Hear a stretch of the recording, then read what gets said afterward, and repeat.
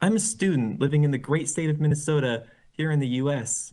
So, I'd like to extend the very warmest of greetings from the land of walleye and cheese curds. In this committee, the city of Toronto stands before a crossroads, a very similar set of decisions approached by my own city of Minneapolis just 5 years ago. We are now the fourth city in the United States to eliminate its parking minimums and the very first to fully reform its zoning policies. The outcome? Since then, our average rent has fallen, contrasting the rising trends seen elsewhere in the US. Neighborhoods are being upzoned, new housing is being built, and with access to vital urban amenities. 5 years later, Toronto's in a strikingly similar position. This very committee will discuss the efficacy of a plan to introduce more dense housing in the city, making it not only legal, but viable.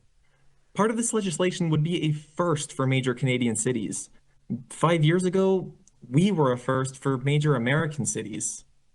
We've had time to see just how these changes have affected us, just what kind of impact was created by this enormous step forward. Despite our differences in size, population, and history, Minneapolis and Toronto have rather a lot in common. There was a time when we were both streetcar cities, when this kind of density was not only allowed, but commonplace, when these urban environments created economic opportunities and a high standard of living. And now, the streetcar tracks are gone, the mixed housing with it, replaced by congested freeways and ever-multiplying auto-oriented neighborhoods. But the demand is there. The necessity has never been more pronounced. Both of our cities face a tremendous population influx due to how freaking cool we are.